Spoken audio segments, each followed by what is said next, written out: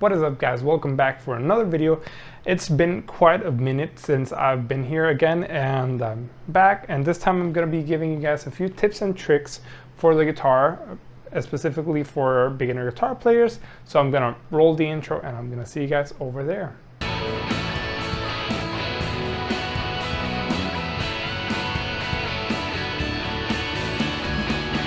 What is up, guys? My name is Franco Torres and I'm a guitar player from Puerto Rico. I basically teach for a living, and I also study and whatnot. And when COVID is not around, I usually play live, and I miss that quite a lot. However, I've been teaching quite a bit. I've been doing around 15 to 20 lessons a week, and that is kind of where this video comes in place. I'm doing this video because I've seen a lot of very common mistakes in beginner guitar players, and I'm gonna talk a little bit about them, which is where the whole tips and tricks come in. So tip number one is gonna be hand placement and how we grab the guitar. So I've seen a lot of beginners do this mistake of grabbing the guitar like this and not putting it properly for different things. If you have like a bigger hand, it's pretty much okay to sometimes play one chord or two with the thumb wrapped around the neck. But if you have smaller hands, it's not going to be really helpful for you to wrap your thumb around the neck. That being because your fingers are not going to be able to reach the lower strings easily. And that being said, as you can see, the guitar necks are usually kind of a semicircular shape, and it's made for the finger to kind of travel across. But there's kind of a few things that always help us, with the strengths and with how we're going to be playing the guitar. So I always say to keep the thumb right around the middle of the neck, wherever you feel more comfortable with, just because that's going to help us kind of apply the right amount of strength with the fingers and kind of not over tighten our hands when we're playing or where we're fretting different notes. Because if we over tighten the hand, if we kind of put too much strength, it may sound detuned. For example, if I were to play an F, that's playing normally, but if I play it too hard, you can see that it kind of detunes. That being because the strings are never actually meant to touch the actual wood of the guitar. It kind of glides throughout the nut or the different frets. So yeah, that's one thing to kind of have in mind, always the thumb placement, and then of course how much strength we apply into the guitar. I always say that we have to kind of be a little bit lazy when we're playing different things, and what I mean by being lazy is that we have to apply enough pressure for the notes to ring out clearly and for everything to sound the way that it should, but not over tighten things or kind of use too much strength, because that kind of means we're using too much strength and we're going to get tired easier, and it's just a whole thing. So kind of it's a mentality of doing more with less. That's sort of the principle of that idea, and I've seen how it helps different students, and mentioning it this way kind of helps them realize that they've been using too much strength. That kind of makes them be slower when changing from one chord to the other. And the other part of the hand placement is the actual fingers themselves. We want to play with the tip of the fingers. When we play either lines or chords, we want to be playing with the tip of the fingers, unless we're doing, of course, barred chords or we're rolling our fingers, which is where the next tip comes in, or trick you may say, which is with power chords and bar chords.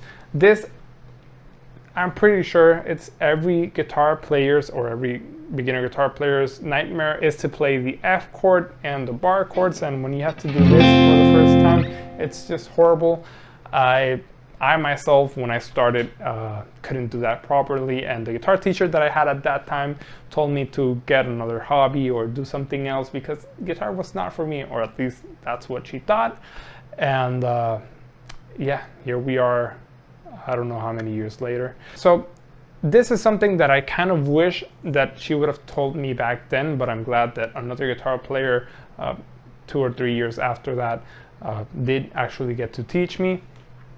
And it's something that kind of made my life a whole lot easier. So when we're playing barred chords, as you can see, I'm not playing with my fingers all, flat with the guitar. The index finger isn't actually flat with the guitar. It's tilted sort of sideways. So what I'm actually, putting on top of the strings is this part of the finger, the kind of inner outer part, this whole part over here, instead of the inner completely and just the inner part. So we're gonna kind of play it sideways, and that's kind of gonna help us sound better and just simply have our finger lay over the strings and be able to play them all properly. And another one would be being either in the middle of the fret or a little bit near the fret itself, but never, of course, on top of the metal itself. So somewhere in the middle or a little bit higher than the middle.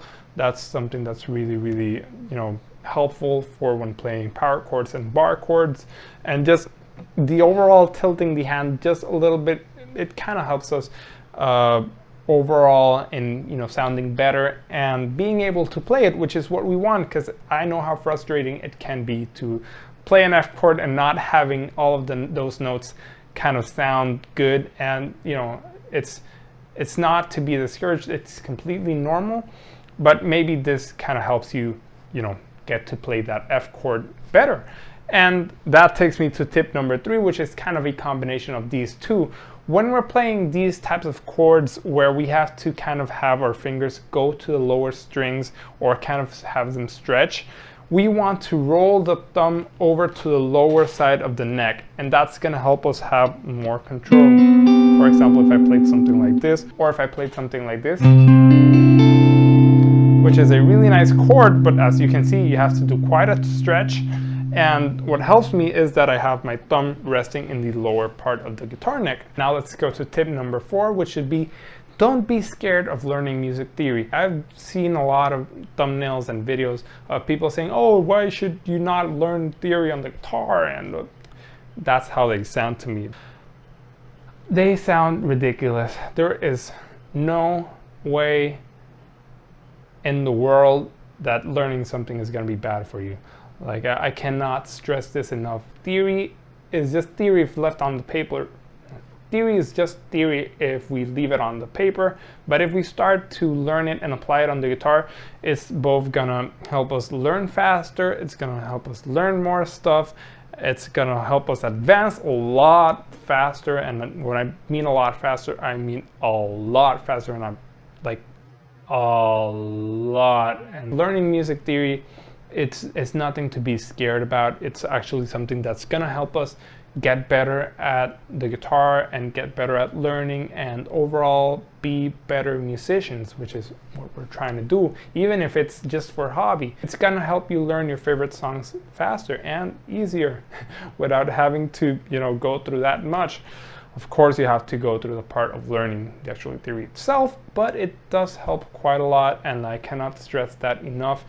And that includes reading music. It does help quite a lot to be able to read music and to understand music sheet and the music theory behind it.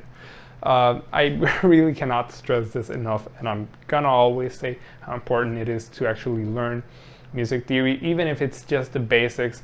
Like when you go to places like the NAMM show and you see all of these awesome guitar players, and when they're talking about music itself, they kind of dabble into music theory and they kind of know at least the language. And I'm gonna link a few books down below that have helped me along the way. Disclaimer, they are affiliate links, so if you do buy them, you're gonna be paying them the price that they are, but I just get kind of a commission. So that would kind of help me and this channel, and me being able to bring more content for you guys.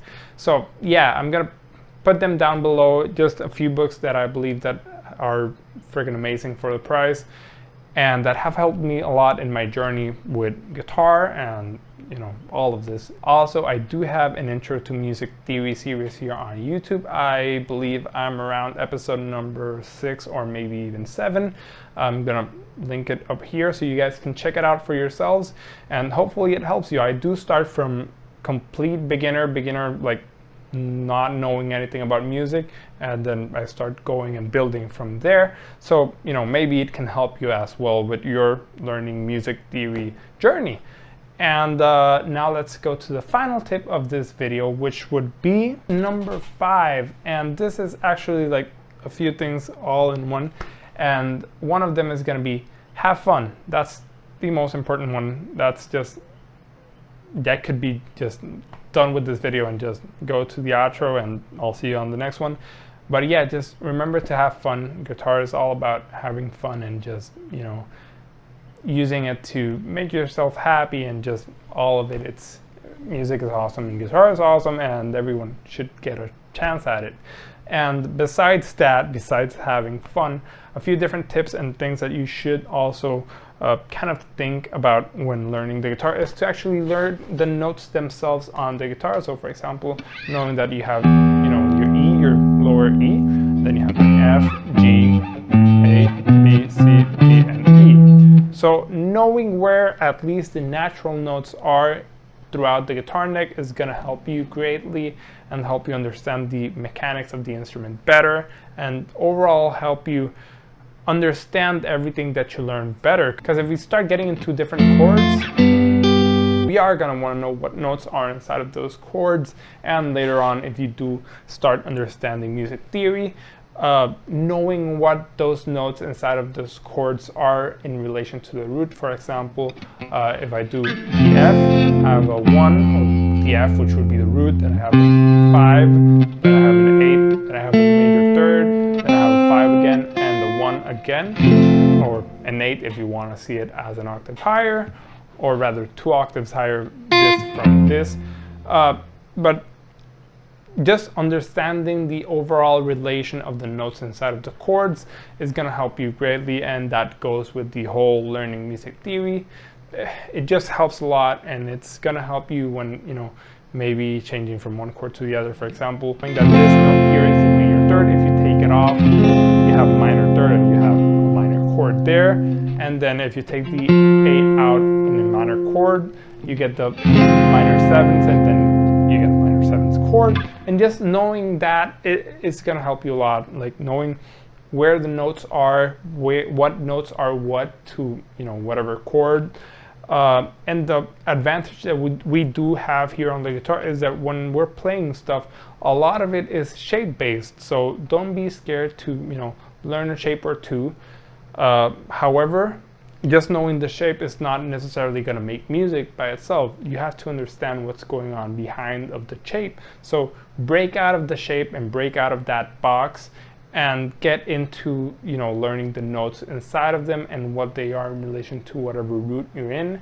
And it's overall just going to help you a lot, and, you know, become a better guitar player and even improvise better and sound better. Because if we know what notes to target when we're, you know, improvising and going over one chord to the other, it's gonna help us sound more musical and sound more like a melody and sound more like something memorable, which is what we want.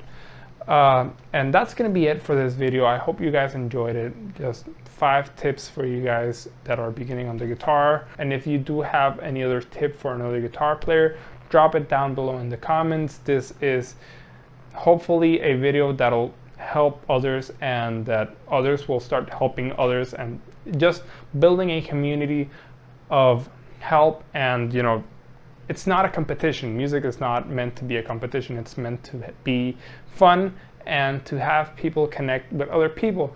And that's what I want to promote with this video. I want, you know, people to just help them out on the comments down below, and hopefully this video itself did help someone out there. I hope it did, and I'll see you guys in the next one.